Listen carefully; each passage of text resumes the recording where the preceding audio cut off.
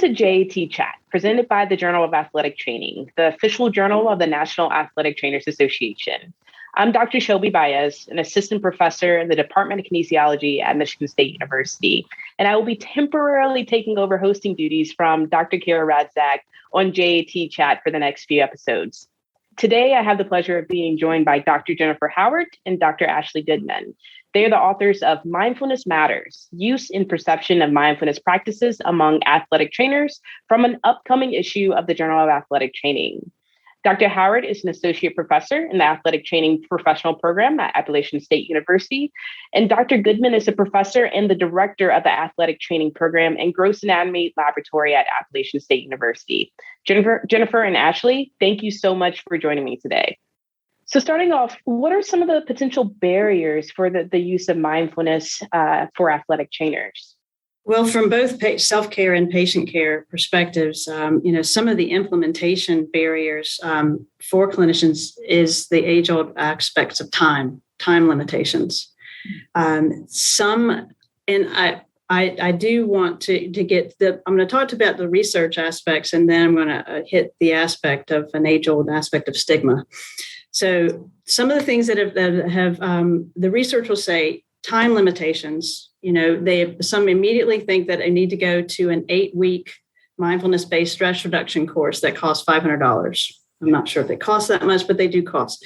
The other aspects are the perceived knowledge of best mindfulness techniques and things, and the barriers of, can I teach this? Can I do this? Do I have time to do this? And then also, can I teach it to my patient? And then the aspects of cost. So time and cost are some of the bigger ones. I think one of the biggest barriers that we need to get around from this and work-life rhythm as well is to stop the stigma.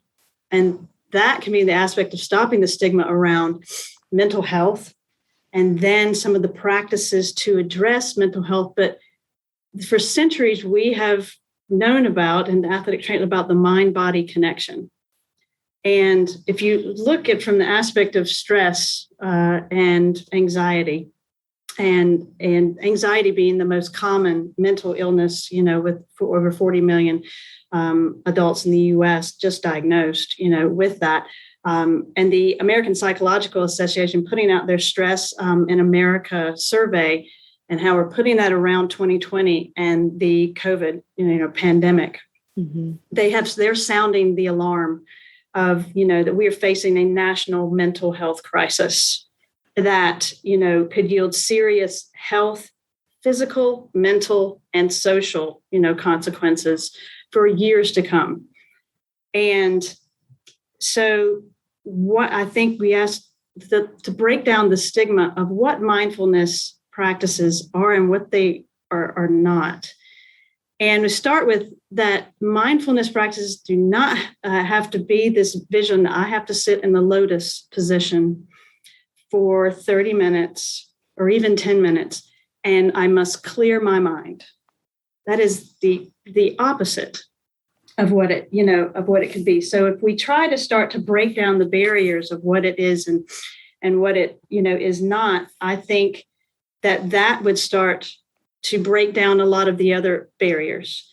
And therefore, that mindfulness is not that, that 30-minute clear the mind aspect that you have to do every morning before your morning coffee. That mindfulness is available to us in every moment. It can be the 2 deep breaths that you take before accepting that call from the disgruntled coach or parent. And so I think if we look at it from an aspect of becoming more aware of our thoughts and emotions, we're better able to discern what is deserving of our attention and what is simply noise, from the stress, of the day. And then to not quiet the mind, but to be kind of more aware of our thoughts and feelings without getting caught up in them.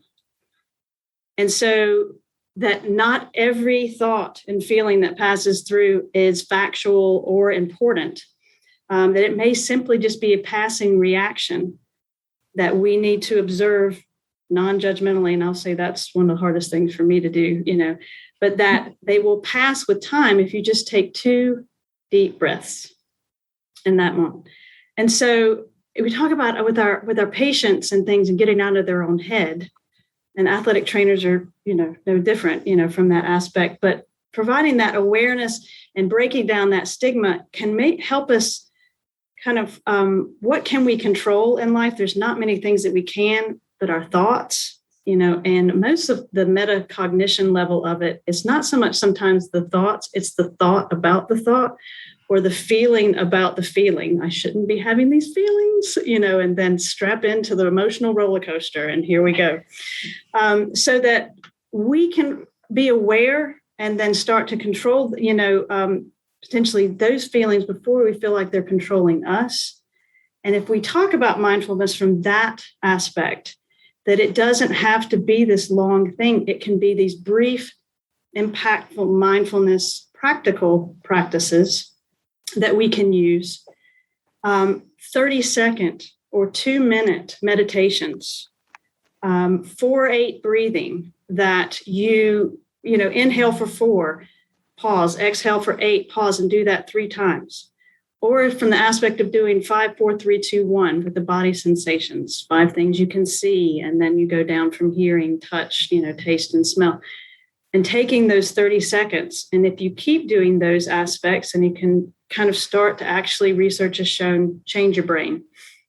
And therefore, we can then maybe approach the aspects of the stressors of the day or the factors that impact our personal or professional, life and rhythms, and those conflicts in a better headspace. So first, breaking down the stigma, I think, is key. And so those barriers of time, finding brief mindfulness practices, of cost, looking at what your institution has, and also from the aspect of the secondary school setting, there are just lots of organizations and things that are doing things from mindful schools. And I'm kind of getting into some of the recommendations, but so I don't mean to jump ahead on, but, no, you're good. Yeah. So, looking at those are some of the barriers, the biggest being the stigma. Yeah, I think you started already leading us into the recommendations piece, which I think is great. And I really appreciate you mentioning that it doesn't have to be this 30-minute practice, that you can channel mindfulness in just a matter of 2 breaths. I'm curious, if you have any additional recommendations, maybe different strategies or techniques that someone can use to maybe start to figure out how or when they can implement maybe that 2-breath mindfulness recommendation that you provided? Sure. So some of the recommendations that we talk about, from the aspect of practices is, yes, in this day and age, there are smartphone apps from Headspace to Calm, and they do have levels of 5 to 10 minute, meditation sessions that can guide you, through that. And however, some of those aspects of the 4-8 breathing or the 30-second Qigong or Tai Chi, movements that do an aspect from also channeling energy, or just 30-second things that you can do before a meeting, or there are other aspects on mindful.org that give walking, meditations, things that mindful eating aspects. So there are other aspects of brief yoga and Tai Chi on YouTube channels. Those are some options. And then there's, also what we try to get into is some aspects of metacognition, and just taking a moment to say, I'm thinking, and hit it in a non-judgmental way, or just even sitting there for a moment and unplugging for 30 seconds. And we will do just what it feels like to feel their feet on the floor, sitting in the chair or standing, or in the 5, 4, 3, 2, 1 aspects of the body sensations. The other thing that we do sometimes is a 30-second rant. And that can be, sometimes do 30 seconds to 3-minute rants. and they can do, and I ask them to take their screen. They cannot see their screen. They'll put a shirt over it and things like this is what I'm talking about from my aspect of my students. And they will just type. If those that don't want to do that, it's a 30-second to a 3-minute doodle that they'll do. Some aspects of, those are some, and then looking and incorporating those brief mindfulness practices both in the workplace for the athletic trainer.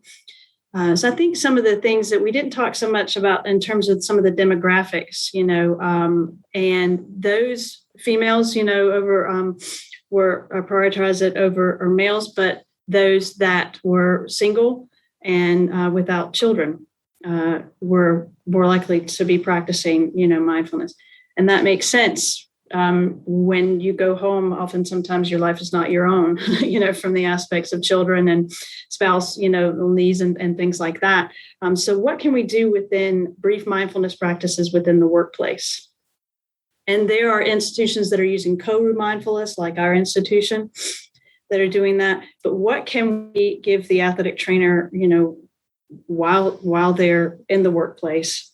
Those are some of the things that I think we need to incorporate, because if you give that to the athletic trainer in the workplace and they start to integrate it into their personal practice, it becomes better integrated into their clinical, familiar with those techniques, and then hopefully more comfortable teaching them to their patients. Because the emerging research is one of the strongest predictors of using mindfulness practices in clinical practice is actually practicing yourself. And we found that with meditation. So those are some, go ahead.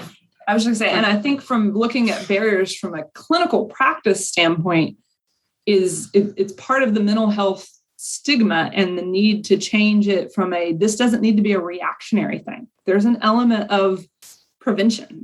We look at what we've come with from prevention exercises, from whether it's, knee injury prevention or ankle sprain prevention. We now know we have all these tools that we can try and prevent that. Well, mental health's the same way. Trying to learn mindfulness when you're already in mental distress, because it is a skill, it is a practice. It's sometimes you can do it then, and it's still important, but it's going to be much more effective if you've laid the groundwork ahead of time to help, both from a personal and a clinical standpoint. I think that's a fantastic thought, especially with mindfulness. And because we're always going to face challenges in our life, right? It's about developing the skills and the techniques for us to be able to handle that stressful time when we face it, because no doubt we're going to face it. And Ashley, I really appreciate this concept of controlling the controllable that you're sharing. And I hope those who are listening today will take some of those tidbits that you all recommended.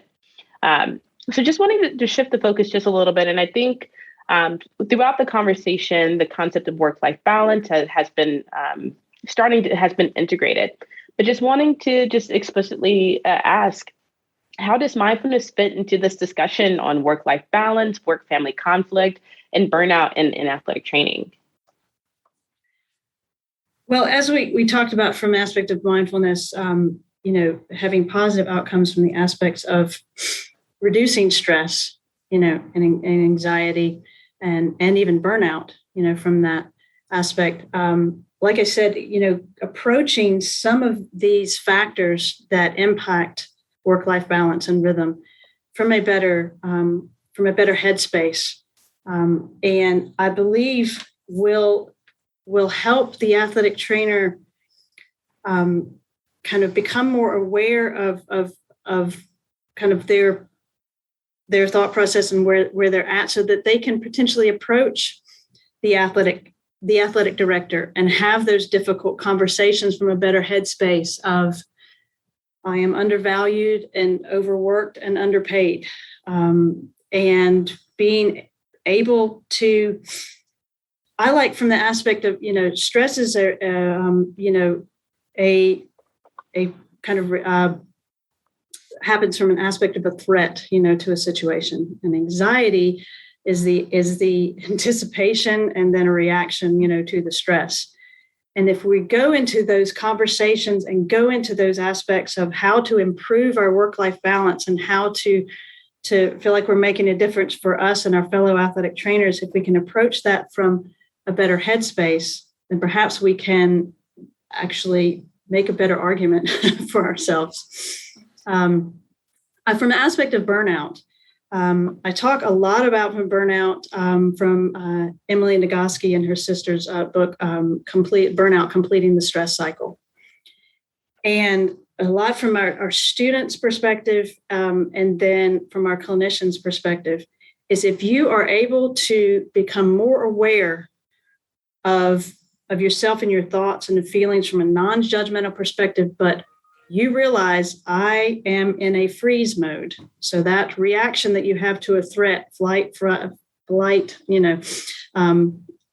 or freeze. And often we get into the freeze mode and we just get stuck.